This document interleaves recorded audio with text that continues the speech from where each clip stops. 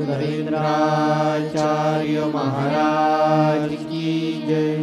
सद्गुरु काड सिद्धेश्वर महाराज की जय। संत शिरोमणि गजानन महाराज की जय। आद्य जगद्गुरु रामानंदाचार्य महाराज की जय। सिया वल्लभ रामचंद्र की जय। गुरुर्ब्रह्मा गुरुर्विष्णु गुरुर्देवो महेश्वरा गुरुर्साक्षात् परब्रह्म तस्मै श्री गुरवे नमः। सार्थ श्रीमद्दासबोध दशक 7वा समास 9वा श्रवण निरूपण। श्रीराम आता श्रवण कसे करावे तेही सांगिजेल अघवे। श्रोता अवधान द्यावे एक चित्ते जेथे संशय तुटती होय आशंका निवृत्ती। अद्वैत ग्रंथ परमार्थी श्रवण करावे। जो मोक्षाचा अधिकारी तो परमार्थ पंथ धरी। प्रीती लागले अंतरी अद्वैत ग्रंथांसी। तैसा जो आत्मज्ञानी रर तयास नावडे इतर। तेथे पाहिजे सारासार विचारणा ते। तैसे परमार्थिक जन तयास नसता आत्मज्ञान। ग्रंथ वाचिता समाधान होणार नाही। आत्मज्ञानी एकचित्त तेणे पाहावे अद्वैत। एकांत स्थळी निवांत समाधान। पुंडलीक वरदे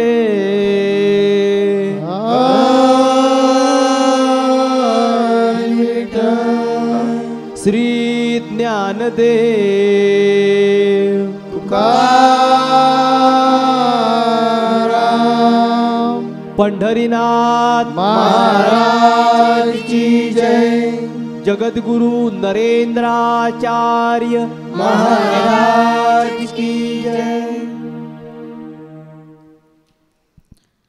अनंत विभूषित जगद्गुरु श्री स्वामी नरेंद्राचार्य जी महाराज के चरण कमलों में शत शत नमन करते हुए उपस्थित सभी श्रोताओं को मेरा श्री गुरुदेव। पिछले सप्ताह श्रवण महिमा इस विषय पर हमने जानकारी प्राप्त की, जिसमें हमने जाना कि श्रवण साधना के बिना मनुष्य यह जान ही नहीं सकता कि भक्ति क्या है, चारों प्रकार की मुक्ति और सहज स्थिति क्या होती है। साथ ही हमने यह भी जाना कि श्रवण महिमा से शांति, समाधान, सद्गुण प्राप्त होते हैं। आसक्ति नष्ट होकर भक्ति और विरक्ति उत्पन्न होती है। बुद्धि दृढ़ होती है, चित्त शुद्ध होता है और देह बुद्धि का बंधन टूटता है। इसीलिए हमारी दिनचर्या से कुछ समय निकालकर श्रवण साधना को हमें देना चाहिए, ताकि हम अपने विचारों में, अपने स्वभाव में कुछ बदलाव ला सके। परंतु एकाग्रता से किया हुआ श्रवण ही परिणाम कारक होता है, और श्रवण के बाद यदि मनन या चिंतन ना किया जाए तो वह व्यर्थ होता है। श्री समर्थ इसलिए कहते हैं कि हमारी दिनचर्या में हमें श्रवण साधना को जरूर डालना चाहिए।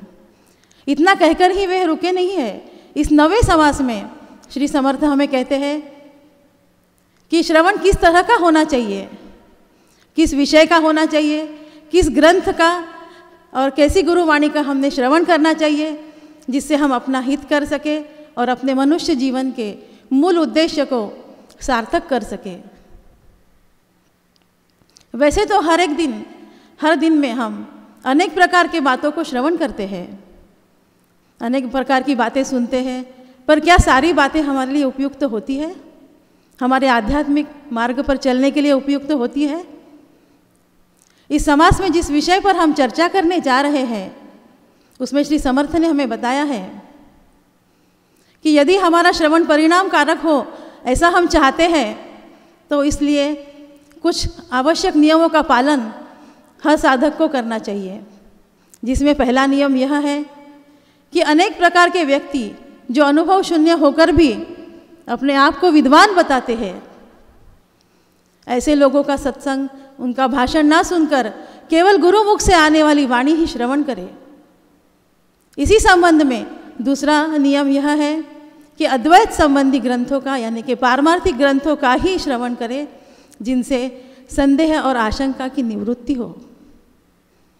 जो लोग अपना हित चाहते हैं पारमार्थिक ग्रंथों का ही श्रवण करें और अपना समाधान करना चाहिए। वैसे तो कई प्रकार के ग्रंथ होते हैं, कई हास्य रस वाले ग्रंथ, प्रापंचिक विषयों वाले ग्रंथ, कई रसों और विषयों से भरे हुए ग्रंथ होते हैं, परंतु वे सारे के सारे आध्यात्मिक मार्ग पर चलने के लिए उपयुक्त नहीं होते। सारी बातों को अगर ध्यान से देखा जाए तो निश्चय यह होता है कि पारमार्थिक ग्रंथ के सिवा कोई और ग्रंथ हो ही नहीं सकता जो इस भवसागर से पार हमें करा सके।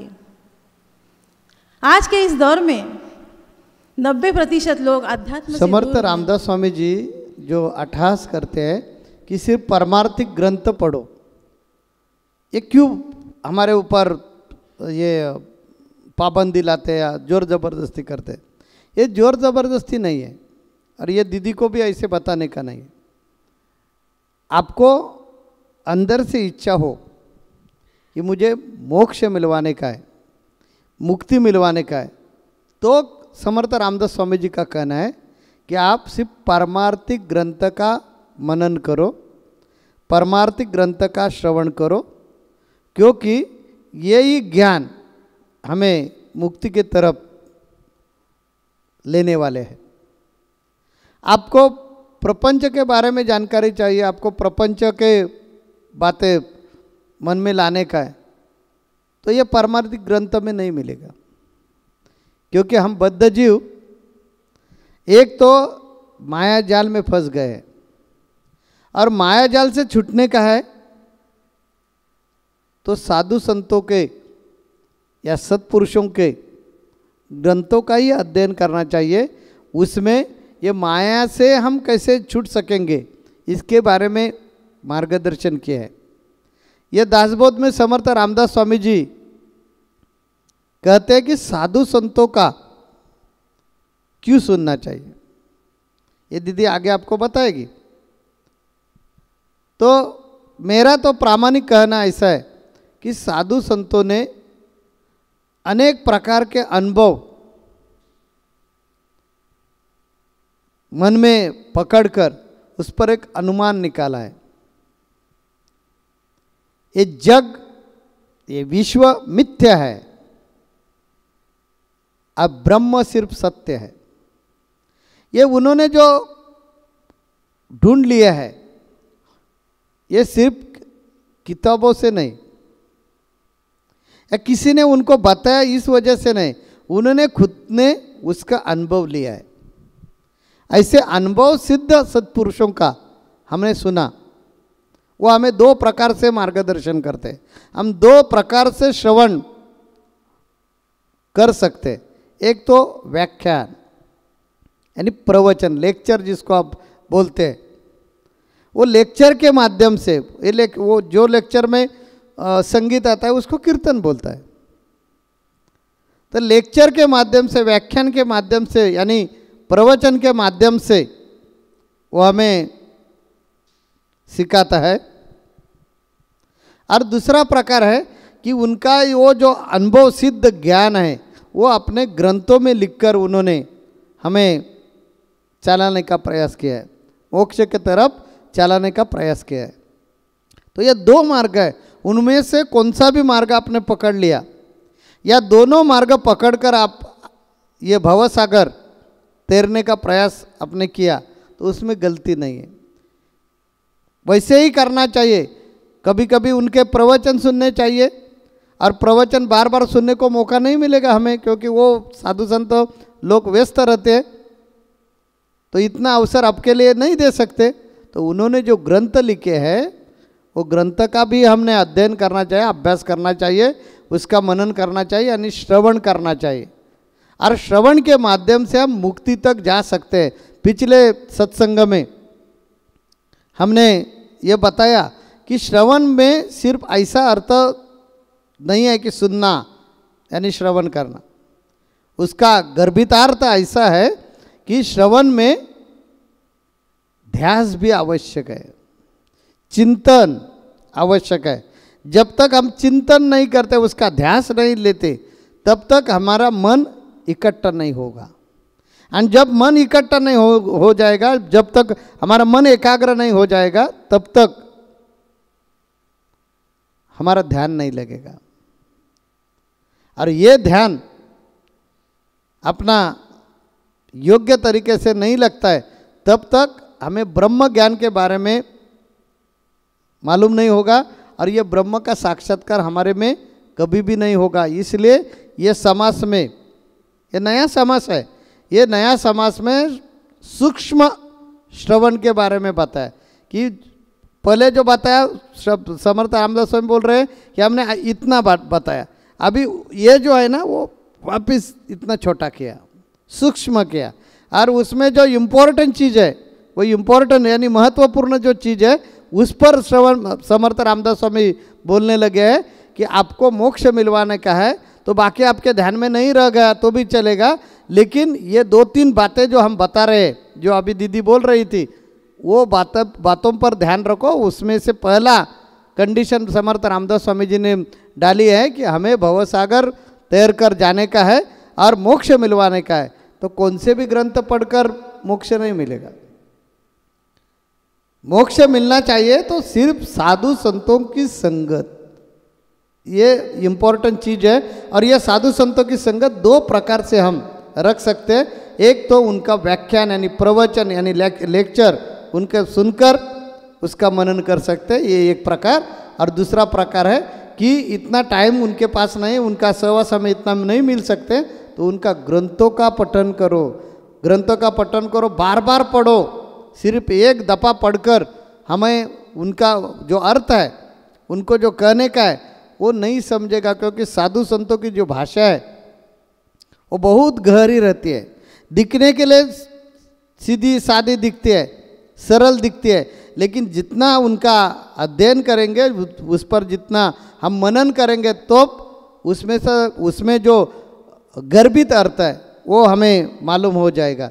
इसी कारण ये भी समास में समर्थ रामदास स्वामी कहते हैं, श्रवण का अर्थ सिर्फ सुनना मत ले लो, उस पर मनन ये आवश्यक है। तो ग्रंथों का और साधु संतों का जो वाणी होती है यानी प्रवचन होते हैं, वो प्रवचन का मनन करो। इसलिए सत्संग में आने का, हर हफ्ते सत्संग में क्यों आने का, क्योंकि जो साधु संत है उन्होंने जो साक्षात्कार मिलवाया, उन्होंने खुद ने जो अनुभव लिया है, ये पूरा विश्व जो है वो असत्य है, मिथ्य है, और सिर्फ ब्रह्म एक सत्य है। उसकी अनुभूति आने के लिए वो अनेक प्रकार से, अनेक ढंग से हमें समझाने का प्रयास करते हैं। वो सुनने के लिए हम सत्संग में आना चाहिए। तो अभी हम आगे दीदी के पास ये माइक दे देंगे और दूसरी कंडीशन क्या है वो हम सुनेंगे। शुरू कीजिए दीदी। जैसे कि जगत गुरु श्री ने हमें अभी बताया कि ईश्वर को पाने की, स्वस्वरूप को जानने का एक ध्यास होना चाहिए, एक चाह होना चाहिए मन में। आज 90% लोग अध्यात्म से दूर है, जो केवल सांसारिक और प्रापंचिक बातों से ही सुख प्राप्त करते हैं और उसे ही अपना परम कर्तव्य समझते हैं। परंतु वास्तव में जो लोग ईश्वर की कामना रखते हैं, अपने स्वस्वरूप की पहचान करना चाहते हैं, ऐसे लोग ही परमार्थ की राह में आगे बढ़ते हैं। आज हर इंसान अपनी मर्जी से ही हर बात को श्रवण करना चाहता है, अपने मर्जी से ही हर ग्रंथ को श्रवण करना चाहता है, पठन करना चाहता है। और अगर उन्हें पारमार्थिक बातों की बातें सुनाई जाए तो वे ऊब जाते हैं। यह मनुष्य का स्वभाव है। और मनुष्य के स्वभावानुसार यदि हम देखें तो वो अपने घर परिवार वालों की, अपने मित्रों की या अपने गुरु की बातों को, उनकी वाणी को श्रवण करने में थोड़ा समय लगाते हैं। परंतु कोई और बात कह दे, कोई बाहर का व्यक्ति कोई बात कह दे, उसको जल्दी ध्यान में ले लेते हैं। जैसे कहीं 4 लोग खड़े होकर बातें कर रहे हैं कि भगवत गीता तो बहुत अच्छा ग्रंथ है, उसे लाइफ में एक बार ज़रूर पढ़ना चाहिए। बस सुन ली वो बात, तुरंत ग्रंथ लेकर आए उत्सुकतावश दौड़ दौड़ कर और उसे पढ़ना भी शुरू कर दिया। कुछ पन्ने पलटे, पर उसमें की जो गूढ़ता होती है, आध्यात्मिक ग्रंथ में की जो गूढ़ता होती है, उस कुछ आध्यात्मिक शब्द जो हमारे समझ में नहीं आते हैं, तो हम होता यह है कि उसे बंद करके रख देते हैं। इसीलिए कहने का तात्पर्य केवल इतना है कि किसी की बातों में आकर आज तक हम जो संसार केवल करते आए हैं, किसी की बातों को सुनकर अपनी भक्ति के स्तर को ना जानकर, अपने आध्यात्मिक समझ को ना समझकर हम यदि कोई काम शुरू करते हैं तो वो आधे में ही बंद हो जाता है। तो इसके लिए क्या करना चाहिए? इसलिए हमें सद्गुरु की शरण में जाना चाहिए, क्योंकि केवल सद्गुरु ही एक ऐसे होते हैं जिन्हें आध्यात्मिक ग्रंथों की गूढ़ता का ज्ञान होता है, उनकी उस आध्यात्मिक ग्रंथ के स्तर का ज्ञान रखते हैं गुरु। इसीलिए उनकी वाणी द्वारा ही यदि हम उसे श्रवण करें या उनकी मार्गदर्शनानुसार उसे हम पठन करें, तो ही हम इस मार्ग पर आगे बढ़कर अपने मनुष्य जीवन को सार्थक कर सकते हैं। अपने परमात्मा की प्राप्ति का जो ध्येय है उसे हम पार कर सकते हैं। इसीलिए सद्गुरु अपने भक्त को भली भांति समझते हैं, वे जानते हैं कि अब अपने इस भक्त में, इस शिष्य में क्या अवगुण है, क्या गुण है, उनकी भक्ति का स्तर क्या है, उनकी आध्यात्मिक समझ क्या है, और उस लेवल को समझकर ही वे हमें मार्गदर्शन करते हैं और हमें अपने ध्येय में आगे बढ़ने में हमारी मदद करते हैं। और हम तो अत्यंत सौभाग्यशाली है कि हमारे जगत गुरु श्री ने हमारे लिए अनेक प्रकार के आध्यात्मिक ग्रंथों की रचना की है।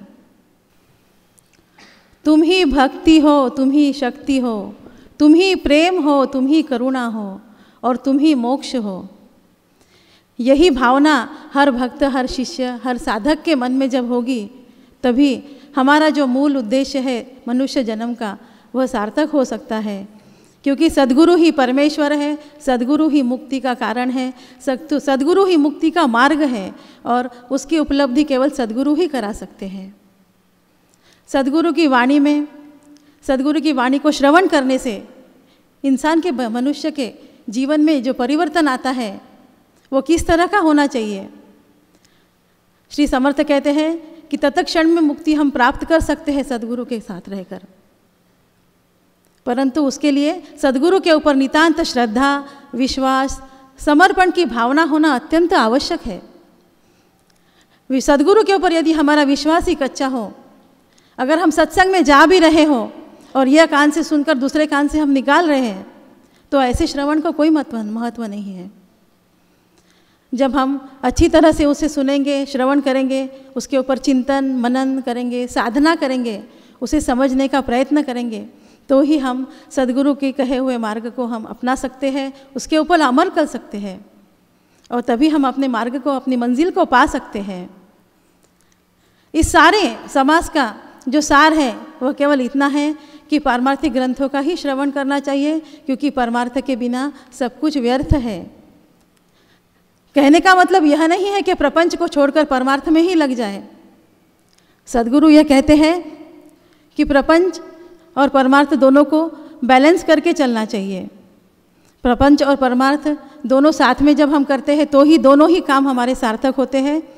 अगर हम केवल परमार्थ करते हैं तो भी योग्य नहीं है, और केवल प्रपंच करते हैं तो भी वह योग्य नहीं है। इसीलिए हमें दोनों को संभालना ज़रूरी है, क्योंकि ईश्वर ने हर मनुष्य के दोनों कार्य की जो पूर्तता करना है उसको कर्तव्य देकर हमें यहाँ भेजा हुआ है। वैसा भी नहीं है कि अब जब पूरी दुनिया सुखी होना चाहिए, ऐसा हम भगवान के पास हाथ जोड़कर प्रार्थना की, हे भगवान पूरी दुनिया सुखी चाहिए, आनंदी चाहिए। तो जब दुनिया सुखी होने वाली है तब आपसे आप भी सुखी होने वाले, क्योंकि आप एक दुनिया का भाग है, हिस्सा है। वैसे है कि परमार्थ ऐसा अच्छी तरह से करो कि वो करते समय आपसे आपके हाथों से प्रपंच हो सकता है।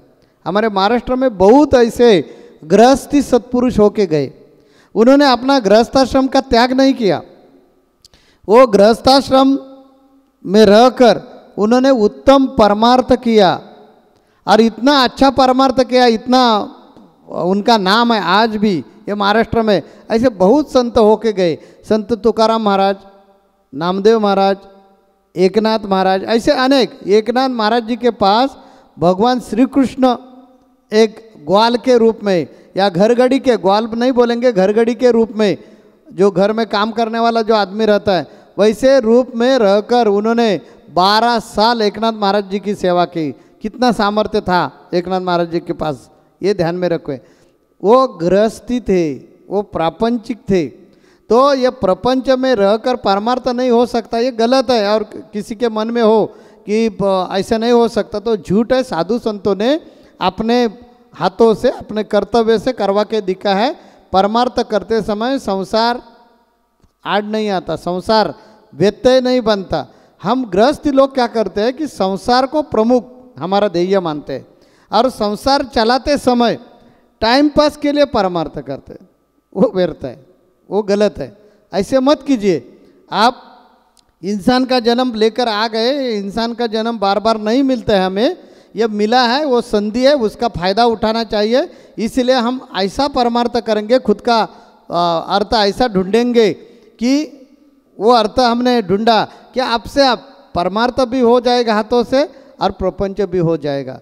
इसीलिए हमारे समर्थ रामदास स्वामी जी ने ये समास में 2-3 बातें जो शर्त के, कंडीशन के रूप में बताए है, वो ध्यान में रखना चाहिए।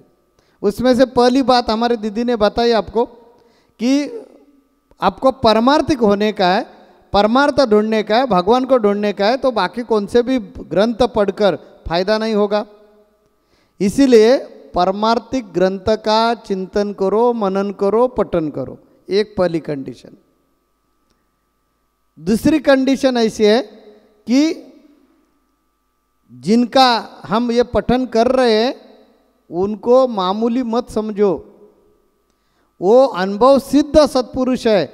जैसे विज्ञान में सिद्धांत कौन सा भी करते समय उस पर बहुत रिसर्च होता है और बाद में सिद्धांत हो जाता है और आपका जो मत रहता है वो फिक्स हो जाता है, उसका सूत्र एक वैज्ञानिक ढंग से मांडा जाता है। वैसे ही साधु संतों का है।